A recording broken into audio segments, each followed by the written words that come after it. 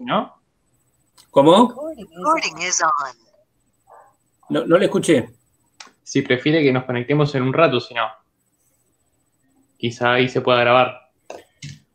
Lo que pasa que vamos a Profe, perdón, ahí está grabando, ¿eh? Recién dijo que había arrancado y aparece el rec. No. ¿Seguro? No, dijo recording hard stop, dijo. Bueno. Ah, no, está grabando, tiene razón. Tiene razón, señorita. Muy bien, gracias.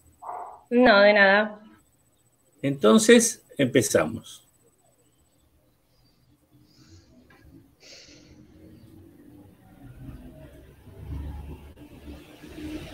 ¿Ve mi pantalla? Sí. Bueno, vamos a repasar lo más rápido que podamos la parte de impuestos para ir a la de subsidios, que siempre ofrece, lamentablemente, más complicaciones. Habíamos dicho que un impuesto específico o de suma fija o de cuantía fija es una cantidad determinada de dinero, es una magnitud monetaria específica, ¿no? Por unidad producida y vendida. O sea, no es una proporción, una alícuota, es un importe. Tantos pesos por unidad vendida. Es una de las maneras utilizadas para la imposición,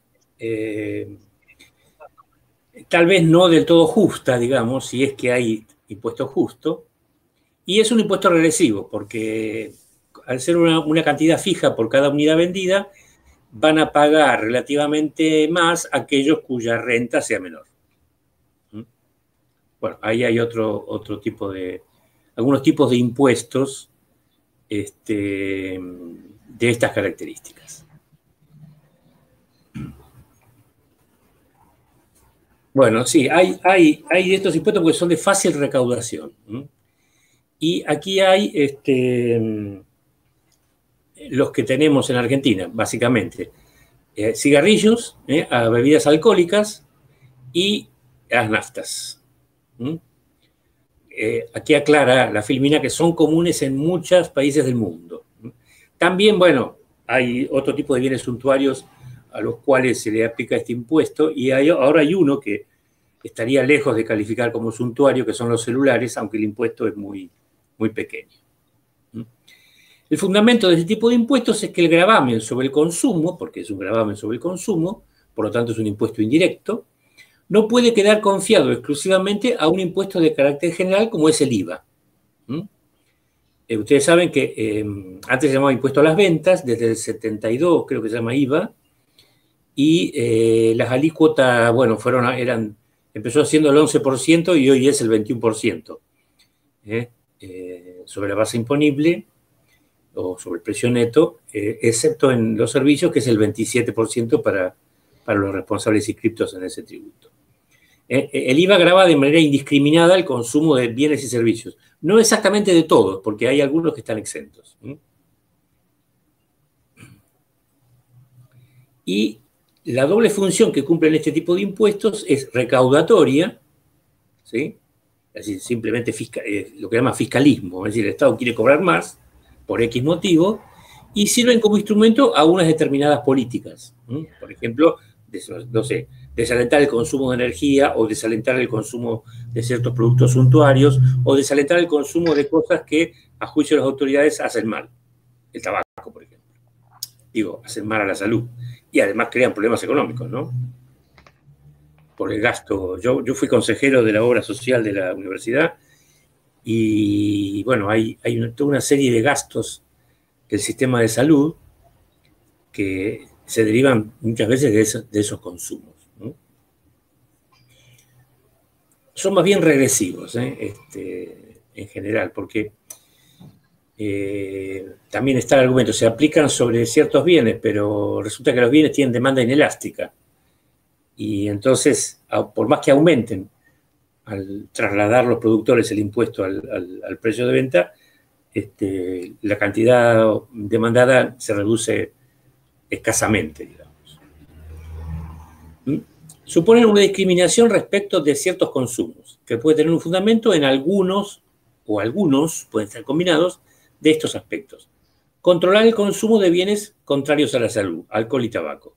Y aquí está, algunos autores ponen en duda esta correlación, por cuanto la demanda de estos productos tiende a ser inelástica. Ojo, es más inelástica la de tabaco que la de alcohol. Y dentro del alcohol habría que diferenciar según el tipo de bebida. Mejorar la eficiencia en el uso de los recursos disponibles. Este impuesto trataría de compensar las externalidades negativas producidas por los bienes gravados. Yo ya di como ejemplo típico de externalidad negativa la contaminación. Hay alguien que tiene el micrófono abierto, si es tan amable de apagarlo. Este gravamen puede sustituir las tasas por servicios prestadas por el Estado en ciertas ocasiones, no es el caso nuestro. Cuando se trata sobre bienes de carácter suntuario, lo que hacen es exhibir la capacidad de pago de los individuos que los compran, ¿no? Ya Cantillon decía que la mejor forma de controlar eso era aplicar impuestos al consumo más que a la renta, digamos. Porque el consumo no se puede ocultar menos que la renta. Y como a todo el mundo le disgusta pagar impuestos, van a hacer todo lo posible por ocultar uno y otro. La capacidad recaudatoria de estos impuestos ha tenido un papel fundamental para su implantación, a lo que han contribuido la ausencia de sustitutos cercanos, porque si el bien grabado aumenta su precio, la demanda se desplazaría a otros consumos. La gestión tributaria fácil basada en la identificación clara de los productos. Una demanda inelástica, lo que decíamos, que tolera la elevación de precios, y un reducido número de productores, que facilita la administración de los impuestos a la administración tributaria, en nuestro caso a la AFIP. El caso de los impuestos a los combustibles y a los cigarrillos es típico, digamos. En el caso de los cigarrillos hay solamente 2 grandes contribuyentes, ¿no? Y en el caso de los combustibles no deben ser más de 10, porque no se grava a la estación de servicio, se grava a la empresa que refina el combustible, ¿no? Por supuesto que esa empresa, así como las tabacaleras, trasladan el impuesto a toda la cadena de formación de valor. Bueno, es de carácter indirecto. Esto significa que es trasladable de un contribuyente, digamos, del contribuyente de jure o de derecho al contribuyente de facto o de hecho, que serían los consumidores. Porque los que están inscriptos en los organismos fiscales son los productores, que son los que van a pagar. Pero ¿cómo se resarcen ellos? Bueno, trasladándoselo en el precio a los consumidores. Entonces vamos a ver un caso. ¿Sí? Aquí tenemos un bien X cualquiera, donde tenemos esta función de demanda D sub X y esta función de oferta S sub X, de forma tal que se establece el equilibrio en el punto E sub 0, lo cual determina un precio de equilibrio y una cantidad de equilibrio. Así las cosas, el fisco decide aplicar un impuesto de esta naturaleza, ¿sí? Un impuesto de cuantía fija, que está representado por este segmento. ¿Por qué representamos el impuesto en el eje, digamos, como una distancia vertical? Bueno, porque las magnitudes monetarias están registradas en este segmento. El precio es una magnitud monetaria, el impuesto fijo también, o el impuesto específico también. En cambio, en este segmento representamos cantidades del bien, una magnitud física. Así que la única forma de representar el impuesto es en forma vertical. Entonces, ¿cuál es la intención del productor una vez que el fisco crea el impuesto? O si el impuesto ya existía, lo aumenta, digamos, por ejemplo, por la inflación. Bueno, entonces la intención del oferente es trasladar la incidencia del impuesto en su totalidad a los consumidores. En los mercados concentrados habitualmente sucede así. Entonces, esta segunda función, paralela a la anterior, la llamamos oferta del bien X más impuestos. Y la distancia vertical que separa a ambas curvas es exactamente la magnitud del impuesto. Bueno, ahora bien, como este es un mercado donde hay competencia y los productores se enfrentan a una demanda determinada, no pueden trasladar todo el impuesto. Pueden trasladar solamente una parte a los consumidores. Entonces, eso es lo que nosotros tenemos que tratar de averiguar. ¿Cuánto puede trasladar el productor al consumidor del impuesto aplicado? Eso se llama incidencia del impuesto. ¿Cómo lo vemos? Bueno, lo tenemos que ver en el nuevo equilibrio que se establece una vez aplicado el impuesto. Este es el punto E sub 1. Fíjense, el impuesto es de un determinante de la oferta. Por lo tanto, al aumentar o crearse un impuesto, la curva de oferta se desplaza hacia arriba y hacia la izquierda. Siempre que la oferta se desplaza en este sentido, en el nuevo equilibrio, la cantidad de equilibrio va a ser menor, Q sub B' es menor que Q sub B, y el precio de equilibrio va a ser mayor.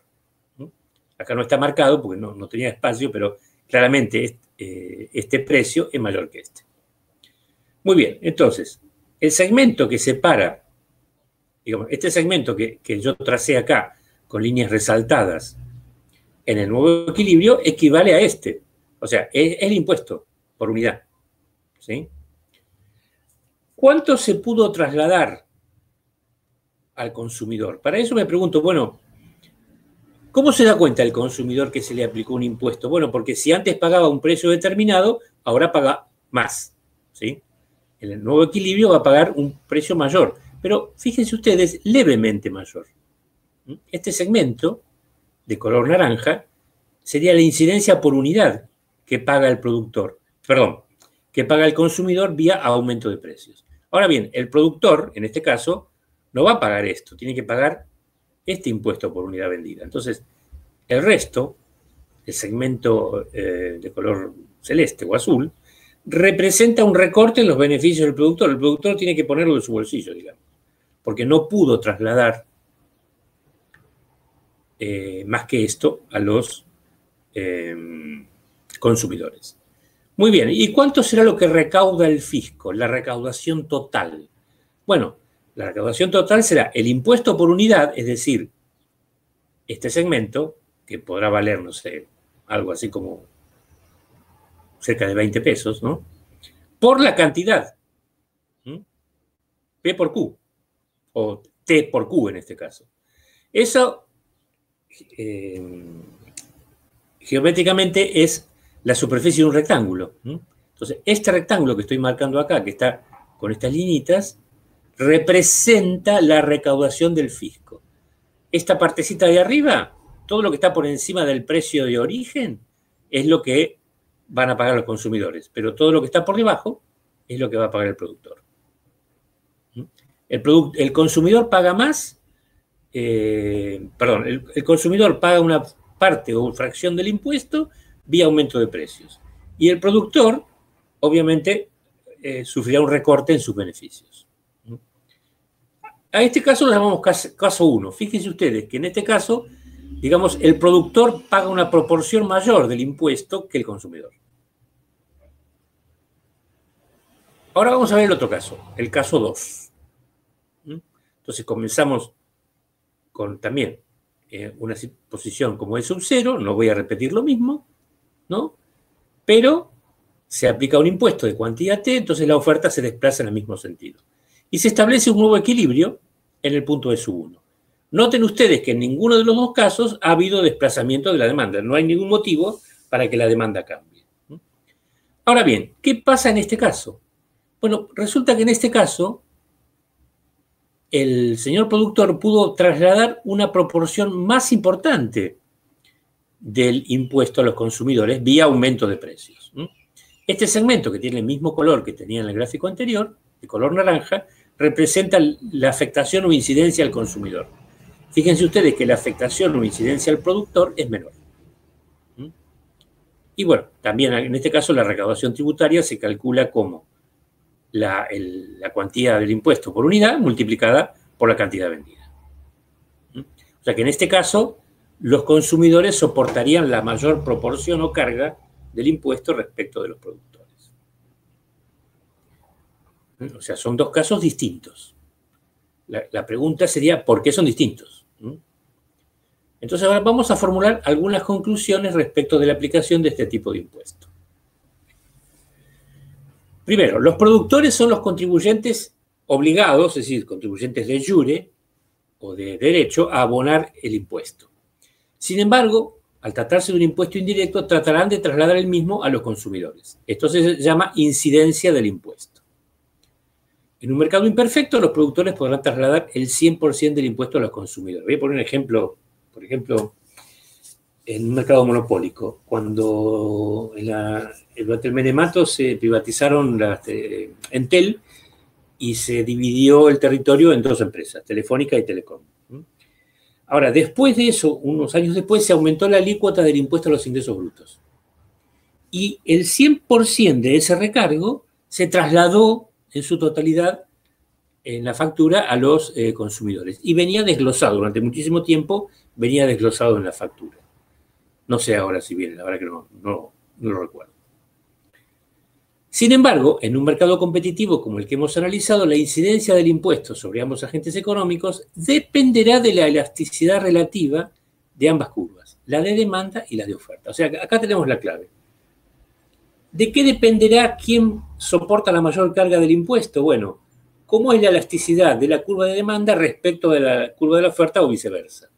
¿Por qué? Bueno, porque resulta que si dos curvas pasan por el mismo punto, será más elástica la curva más aplanada y más inelástica la curva más inclinada. Eso lo vimos cuando estudiamos elasticidades. Eso vale tanto para las curvas de demanda entre sí, como para las curvas de oferta entre sí, o como para la relación entre la curva de demanda y la curva de oferta, como es nuestro caso.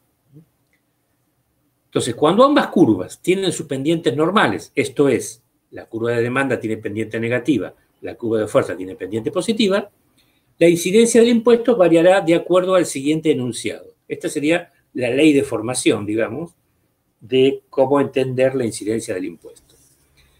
Aquel agente económico cuya curva sea relativamente más elástica soportará la menor incidencia del impuesto, es decir, pagará menos. ¿Por qué? Porque tendrá mayor capacidad de reacción frente a su aplicación. O al revés, aquel agente económico cuya curva sea relativamente más inelástica soportará la mayor incidencia del impuesto, porque tendrá menor capacidad de reacción frente a su aplicación. Esa sería la regla de oro, que no vale memorizarla, uno tiene que entenderla para poder aplicarla en los casos que hemos visto. Entonces, obviamente, en el caso 1, donde el consumidor pagaba menos, la demanda era más elástica que la oferta. Y en el caso 2, donde el consumidor pagaba más, ¿sí?, la demanda era más inelástica que la oferta. No hace falta que una curva sea elástica y la otra inelástica. Pueden ser ambas elásticas o pueden ser ambas inelásticas. Basta que sea distinta el valor de la elasticidad, digamos, en el punto respectivo. La única excepción a este principio sería cuando ambas curvas tuviesen la misma elasticidad o la misma inelasticidad, en cuyo caso el impuesto se dividirá en partes iguales. Pero es un caso extraordinario, digamos. Bueno, esa era la regla que ya la vimos. Analicemos entonces los dos casos. En el caso 1, la demanda era relativamente más elástica que la oferta, por lo que la incidencia del impuesto sobre el consumidor era mucho menor que la incidencia sobre el productor. En el caso 2, la oferta era relativamente más elástica que la demanda, por lo que la incidencia del impuesto sobre el productor era mucho menor que sobre el consumidor. En ambos casos puede verse la incidencia por unidad, por segmentos, o por totales, por áreas del impuesto sobre los agentes económicos, tal como lo expliqué. La incidencia del impuesto sobre el consumidor se traduce siempre en suba de precios. Si no hay suba de precios, significa que no se pudo trasladar nada del impuesto. Mientras que la incidencia sobre el productor se traduce en recorte de sus beneficios, esto es, disminución de los beneficios. Por tal motivo, el fisco preferiría aplicar este tipo de impuestos en, primero, mercados concentrados, donde haya pocos y grandes contribuyentes fáciles de controlar, y con bienes de demanda relativamente inelástica, donde al aplicar el impuesto, la cantidad demandada no se reduzca mucho. Ahora bien, pueden darse ciertos casos donde solo un agente económico paga el 100% del impuesto, según veremos a continuación.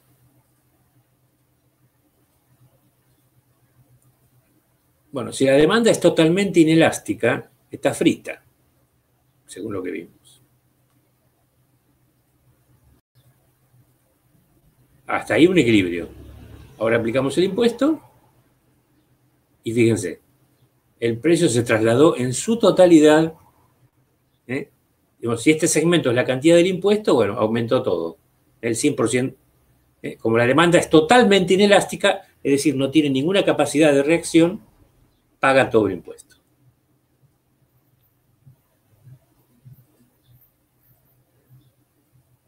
Vamos a ver ahora cuando la demanda es totalmente elástica.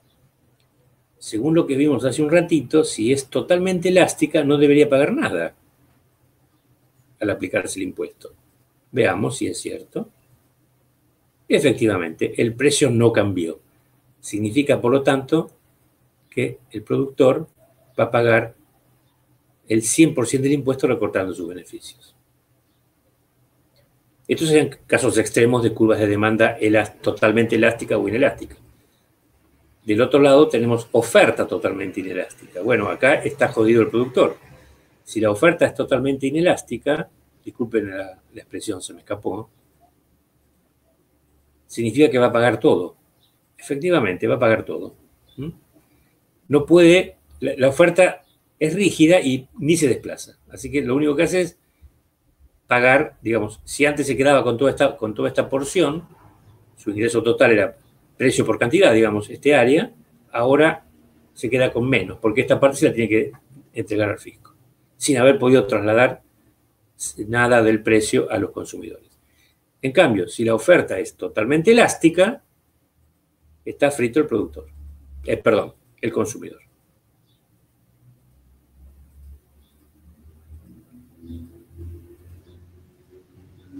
Ahí tenemos. Fíjense. Trasladó también el 100% del impuesto, que es la distancia vertical entre ambas curvas, se trasladó al consumidor. Por lo tanto, el consumidor va a pagar más, va a pagar todo el impuesto, el productor no va a pagar absolutamente nada. Bueno, parece pertinente hacer aquí la primera interrupción. Los escucho.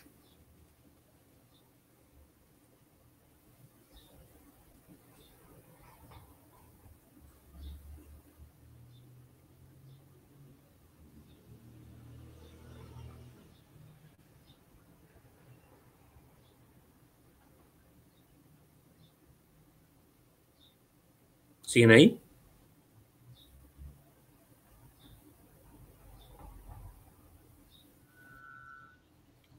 Sí, estamos acá. Me parece que no hay preguntas. Bueno, entonces seguimos con el subsidio. Un subsidio o incentivo gubernamental es una forma de ayuda o apoyo financiero que se extiende a un sector económico, generalmente con el objetivo de promover determinadas políticas económicas y sociales. Puede tratarse de una prestación económica de una duración determinada en el tiempo, o no. Aunque comúnmente se asocian a los subsidios a políticas gubernamentales, el término subsidio puede referirse a cualquier tipo de apoyo, por ejemplo, de organizaciones no gubernamentales o como subsidios implícitos. Sí, existen los subsidios implícitos, pero no es a ese tipo de subsidios a los que nosotros nos vamos a referir. Los subsidios se pueden extender de manera directa o indirecta. Ejemplos de subsidios directos son subvenciones en efectivo, es decir, entregas de dinero, y préstamos sin intereses. Ahora hay para cierto rango de empresas, hay un tipo durante la pandemia, de préstamos al 0%. Son retornables, pero sin intereses. Digamos, los escolásticos estarían fascinados, digamos. Ejemplos de subsidios indirectos son beneficios fiscales, seguros, préstamos a bajo interés, también hay ahora préstamos a bajo interés, depreciación acelerada, esto le permite a las empresas en los balances aumentar sus pérdidas, o descuentos de alquiler. Además pueden ser amplios o limitados, esto de legales o ilegales, la verdad que los ejemplos que yo conozco son todos legales, éticos o no éticos. Bueno, esto tiene que ver con un juicio de valor sobre los cuales no nos extenderemos. Las formas más comunes de subsidio son aquellas concedidas o al productor o al consumidor. Nosotros vamos a ver los subsidios al productor. Los subsidios al productor o a la producción aseguran que los productores estén en mejor situación. A ver, esto me parece muy fuerte. En realidad, pretenden que el productor esté en mejor situación. Si lo aseguran o no, será discutible según los casos.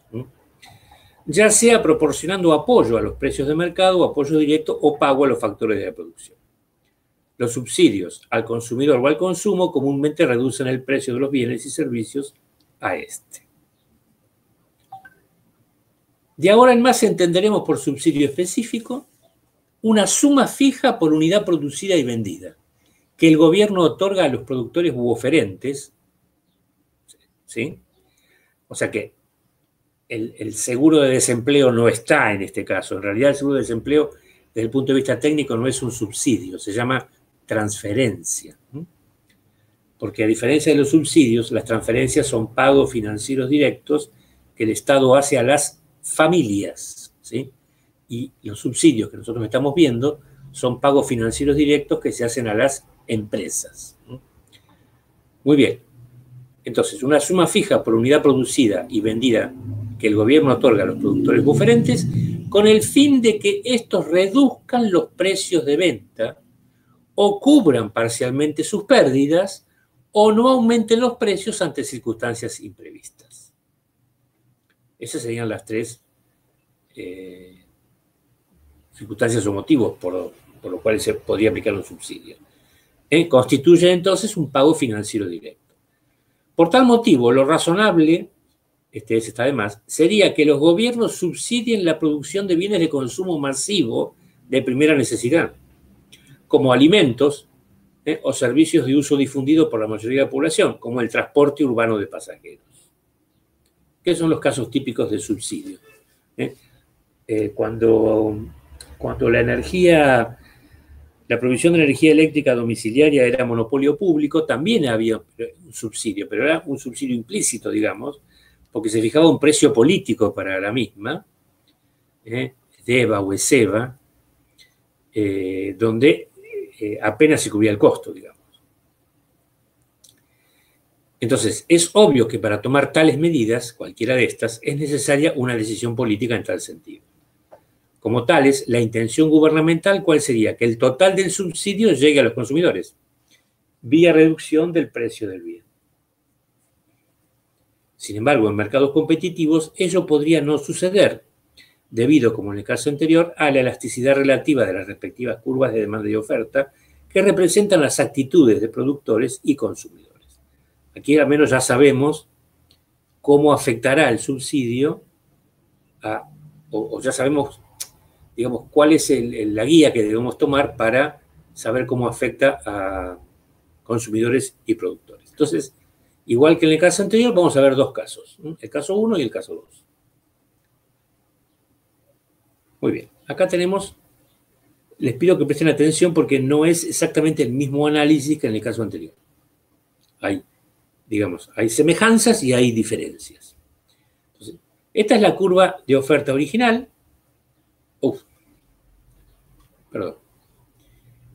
Esta es la curva de oferta original y esta es la curva de demanda original, ¿sí?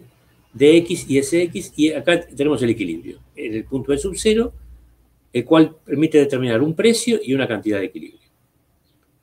El subsidio es un determinante de la oferta, por lo tanto, cuando se crea o se aumenta un subsidio, la oferta se va a desplazar hacia la derecha y hacia abajo. Ahora, conforme la intención gubernamental, se va a trasladar exactamente en la magnitud del subsidio.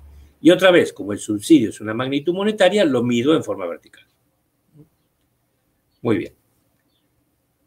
Obviamente, cada vez que la oferta aumenta o se desplaza a la derecha, en el nuevo equilibrio la cantidad de equilibrio va a ser mayor, Q sub B' es mayor que Q sub B, y el precio de equilibrio, que está representado por esta línea negra, va a ser más chico que el precio de equilibrio anterior.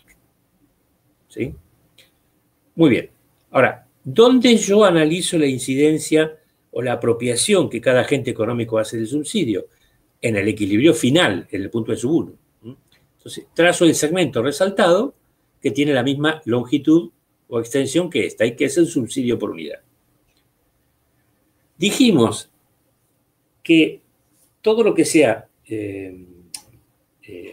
un efecto del subsidio sobre el consumidor sería vía reducción de precios. Bueno, el precio se reduce, pero muy poco.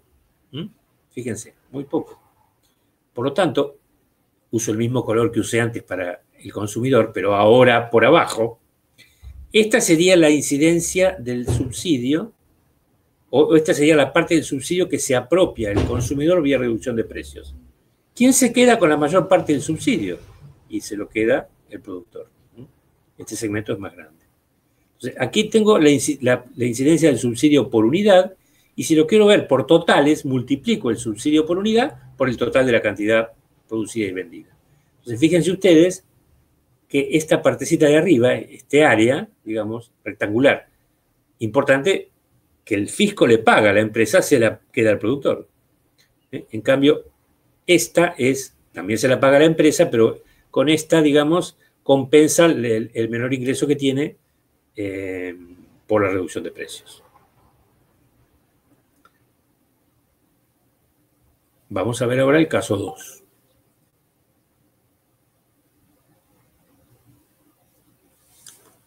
Bueno, el ejemplo es parecido, pero no igual. Tenemos la curva de oferta original, la curva de demanda original, el equilibrio primitivo. Aplicamos el subsidio y se establece un nuevo equilibrio en las mismas condiciones que en el caso anterior, o parecidas. Y el análisis lo hacemos nuevamente en el equilibrio final, en el punto de sub 1. Ahora, resulta que, ¿qué pasó en este caso? El precio descendió mucho más que en el caso anterior. Y por lo tanto, la proporción del subsidio de la cual se puede apropiar el consumidor vía reducción de precios es más grande, el segmento naranja. Fíjense, el precio de origen estaba aquí, cerca de 400, y ahora está aquí, cerca de 300. Bajó. Y lo que se apodera el productor es un segmento más pequeño, y por lo tanto, en términos de sumas erogadas por el Estado, una cantidad menor. Esto es simplemente una compensación que recibe el productor por haber reducido los precios al consumidor. Digamos que aquí fue más efectivo la aplicación del subsidio. Si la intención del gobierno era que no solo que se comprase más unidades del bien, sino que se pagase menos por lo mismo. Entonces, ahora vamos a formular algunas conclusiones. Cuando se aplica un subsidio específico de cuantía fija por cada unidad producida y vendida, son los productores los receptores obligados del dinero erogado por el gobierno. Esto ahora está cambiando porque la informatización permite, a través de sistemas digitales, que cambie el tema de la administración de los subsidios y que se les pague directamente a los consumidores, digamos. Entonces las empresas no ven un mango. El caso típico era los impuestos, los subsidios al transporte, donde las empresas falseaban, o algunas empresas falseaban la cantidad de pasajeros transportados, digamos. Con lo cual tenían que hacer un sutil equilibrio para no exagerar demasiado los ingresos, porque si no pagaban más impuestos del otro lado, digamos. Sin embargo, por la naturaleza del mismo, la intención gubernamental es que todo o la mayor parte se traslade a los consumidores vía reducción del precio. Esto se denomina incidencia del subsidio, aunque yo, digamos, prefiero hablar de apropiación del mismo. En un mercado imperfecto, los productores deberían trasladar el 100% del subsidio a los consumidores por el mecanismo señalado. Sin embargo, en un mercado competitivo, la incidencia del subsidio dependerá otra vez de la elasticidad relativa de ambas curvas, la de demanda y la de oferta. Cuando ambas curvas tienen sus pendientes normales, negativa la de demanda y positiva la de oferta, la incidencia del subsidio variará de acuerdo al siguiente enunciado. Aquel agente económico cuya curva sea relativamente más inelástica se apropiará de la mayor proporción del subsidio, porque tendrá menor capacidad de reacción frente a su aplicación. O si ustedes quieren, aquel agente económico cuya curva sea relativamente más elástica se apropiará de la menor proporción del subsidio porque tendrá mayor capacidad de reacción frente a la aplicación del mismo. Esa sería la ley de formación en este caso. Entonces, en el caso 1, la demanda era relativamente más elástica que la oferta, por lo que la apropiación del subsidio por parte de los consumidores era mucho menor que la apropiación por parte de los productores. ¿Y cómo lo sé? Bueno, porque el precio disminuía relativamente poquitito. En el caso 2, la oferta era relativamente más elástica que la demanda, por lo que la apropiación del subsidio por parte de los productores era mucho menor que por parte de los consumidores. Y lo sé porque el precio disminuía relativamente más.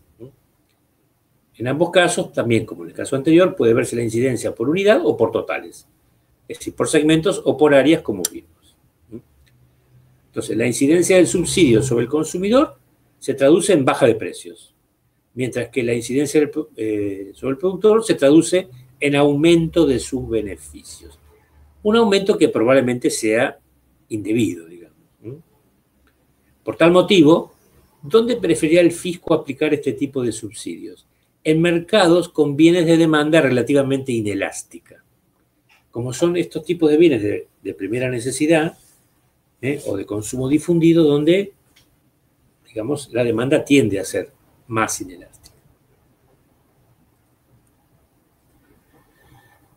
Bueno, esto es para su lectura concienzuda después de haber repasado los temas. Lo voy a pasar lentamente.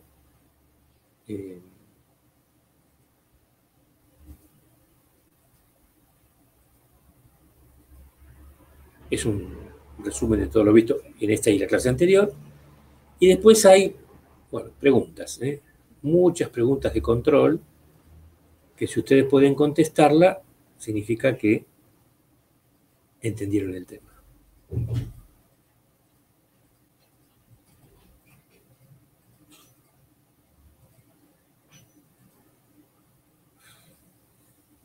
Bueno, y ahora sí haríamos la segunda pausa y los escucho.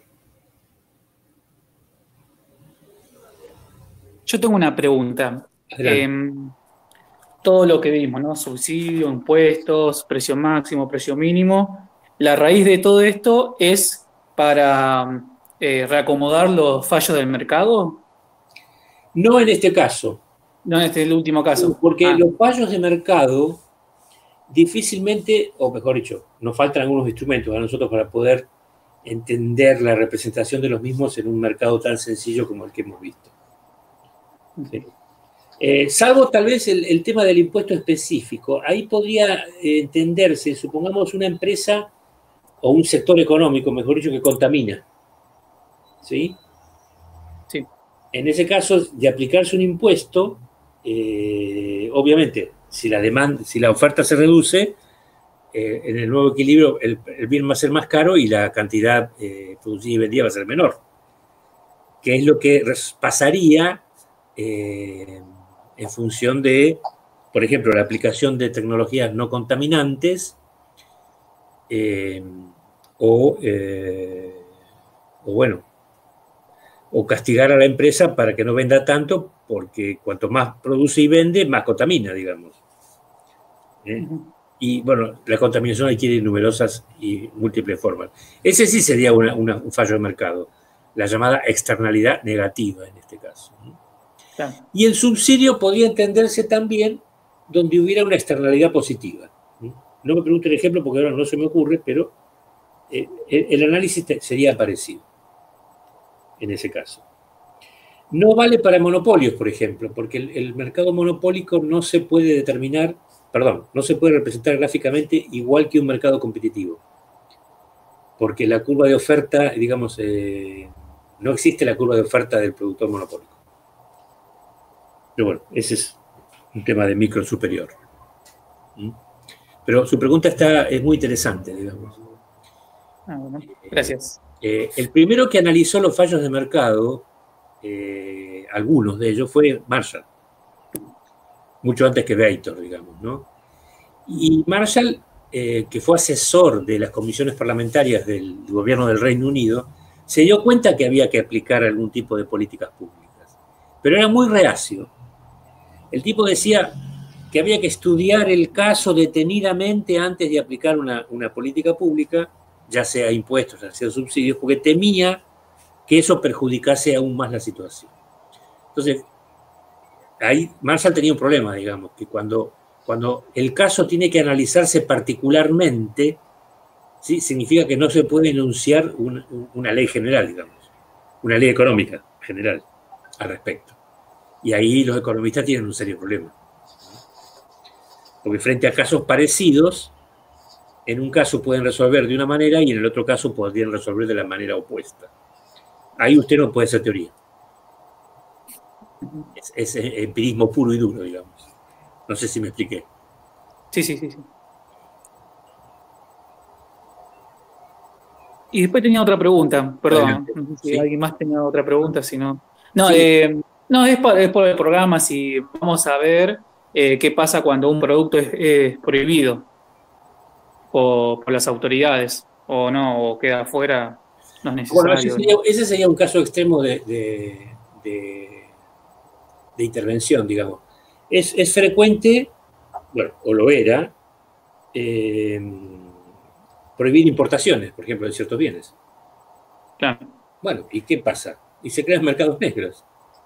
claro. O sea, usted piense esto, caballero. Si hay oferta de lo que usted quiera, de un bien o servicio, por más bizarro que le parezca, es porque hay La demanda. marihuana, por ejemplo. Por ejemplo. Por ejemplo, sí. Si hay, o los servicios de prostitución, digamos. Si hay oferta, es porque hay demanda. Tal cual. ¿Por qué le parece, vamos a poner un ejemplo odioso, pero ¿por qué le parece que las páginas porno de Internet han crecido exponencialmente, digamos, en las últimas 2 décadas? Y porque hay público dispuesto a verlas. Como diría la diva de los almuerzos, el público se renueva. Tal cual. Y obviamente las páginas se sostienen con, apoyos publicitarios, etc. Fíjense que en Estados Unidos hasta le dan un nombre, eso se llama la industria de la pornografía. Y no es un Claro. invento del profesor Garrote, digamos, se llama así. Sí. Y hay artículos escritos al respecto, digamos. Quiero decir, análisis económico de esta industria, o pseudoindustria. También que están usando el término industria en su acepción marshalliana, que es agrupamiento de empresas homogéneas. No en la versión latina, que la industria se refiere a la manufactura, digamos, ¿no? De bienes. Marcelo, yo recuerdo especialmente la crisis del 2001 o alrededor de cuando habíamos pasado de un periodo en el cual prácticamente lo que era importado se le daba mayor apoyo que a lo producido por las industrias y empresas del país. Bueno, evidentemente muchas de las empresas recibieron subsidios para modernizar sus instalaciones, comprar equipamiento, cosa que en la práctica demostró que eso muy raramente, no tengo el nombre concreto de las empresas, pero muchas empresas lo que hicieron es tomar el dinero y no reinvertirlo, no reinvertir el subsidio que les daba el gobierno, y lo único que hicieron es aceptar ese dinero sin que se viera favorecido directamente el consumidor, por supuesto, ni con una baja del precio de los productos, ni nada por el estilo, ¿no? Fue prácticamente, en la práctica, no sé, debe tener seguramente datos más reales, ¿no? Y con una mejora en el servicio. Sí. Bueno, sí. Otra cosa que se descubrió en los años de Néstor,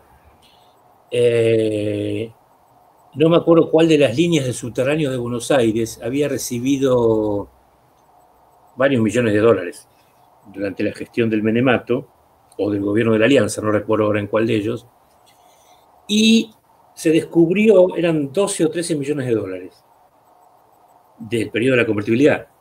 Se descubrió que lo habían usado para otorgarles préstamos a sus directivos. Por favor. Sí. Otro ejemplo famoso es el caso de la curtiembre, tengo que dar el nombre porque se llama así, la curtiembre Yoma,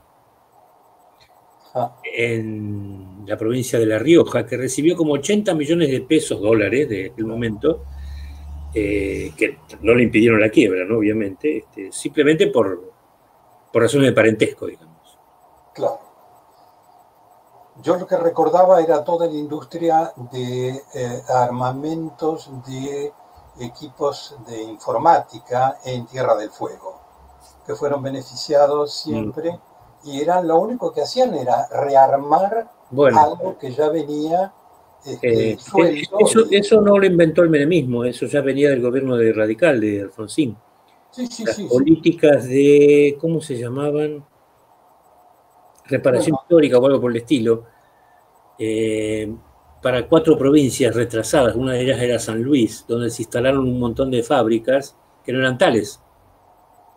Digamos, los productos terminados entraban por una cosa, por una puerta, digamos, iban por un carril, les ponían una etiqueta que decía hecho de San Luis, y salían por otra puerta y entonces salían a correr su suerte. Los televisores de Tierra del Fuego. Y entonces las empresas recibían cuantioso dinero.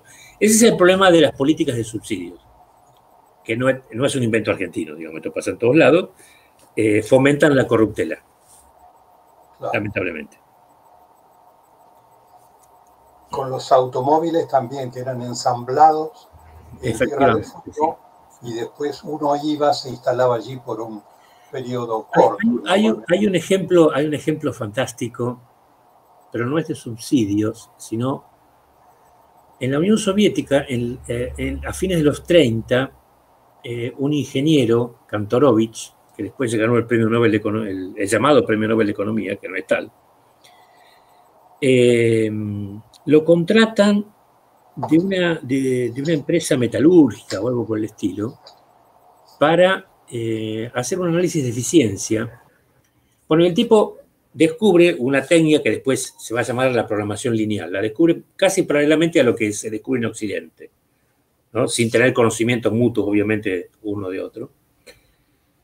Y reduce lo que sería el sobrante o el despilfarro de la producción en no sé qué magnitud, una cosa extraordinaria, porque se despilfarraba mucho, digamos. La siderurgia despilfarraba mucho. Y eso le complica la situación a otras ramas productivas que no pueden cumplir el plan. ¿Por qué? Porque el plan no estaba escrito, pero las otras empresas dependían de los despilfarros del sector siderúrgico para poder cumplir el plan. Entonces lo acusan de sabotaje a Kantorovich. Imagínate, en la Rusia stalinista, una acusación de sabotaje te puede costar la vida. Alguien del ejército muy avispado se da cuenta de la valía de la técnica y lo rescatan al tipo. Y se lo llevan. Obviamente después se ganó todos los premios, bueno, etcétera, del mundo, ¿no? Pasó a ser un héroe de la Unión Soviética y ganó el Nobel de Economía, creo que fue en el 74 o 75, por ese descubrimiento, junto con el norteamericano Koopmans. Es una técnica para tornar más eficiente, digamos, la distribución y control. La producción, sí, la producción. Acá, por ejemplo, a nivel local, yo recuerdo hace pocos años, se dio un subsidio a las compañías de colectivos para que actualizaran las unidades. Y esas unidades, que en algún momento se actualizaron, funcionaban de día y no de noche. De noche ponían todos aquellos... Está bien, yo entiendo, había un problema de inseguridad en el cual podía, no digo yo robarse el colectivo, pero pasaría muy cerca. Y otra cosa es comparar a veces cuál es la unidad de colectivo, en qué condiciones funciona aquí en Mar del Plata, como un ejemplo concreto que uno puede conocer, comparado con las de la capital, digamos del Cava, en el cual están con aire acondicionado, con piso bajo, tiene una serie de características, y uno dice, bueno, ¿por qué tenemos que ser discriminados los del interior cuando todos reciben el subsidio, ¿no? El subsidio que se beneficia también el consumidor en pagar. Bueno, eso depende de dos o tres variables. Una de las variables es la eficacia del control público. Y la otra variable es la calidad de los empresarios. Y la tercera variable que había que agregar son la existencia o no de organizaciones que protejan los intereses del consumidor. Sí. Derechos sancionados por la reforma constitucional de 1994 que los constitucionalistas liberales como el doctor Salzay no se preocupan en reconocer. Dice que no es más que una declaración de buenas intenciones, pero que no es un derecho como los históricos derechos del artículo 14, por ejemplo. Así que en todos lados se cuecen habas. Y la otra respuesta que tengo no es académica, pero es una tradición argentina, esa que dice que Dios está en todos lados, pero atiende en Buenos Aires.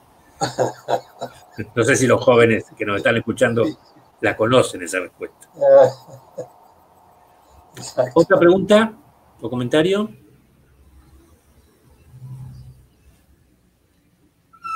¿Se entendió la cuestión de la incidencia de los impuestos y los subsidios? Obviamente después verán ejemplos prácticos con numeritos, digamos, ¿no? Pero este es uno de los temas que más les preocupan normalmente a los estudiantes. Por eso, ya que estoy acá, por favor, pregunten.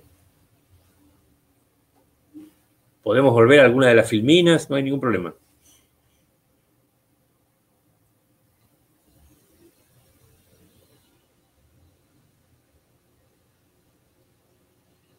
¿No? Bueno, entonces vamos a finalizar esta grabación y ver el tema de estructuras de mercado, si les parece bien.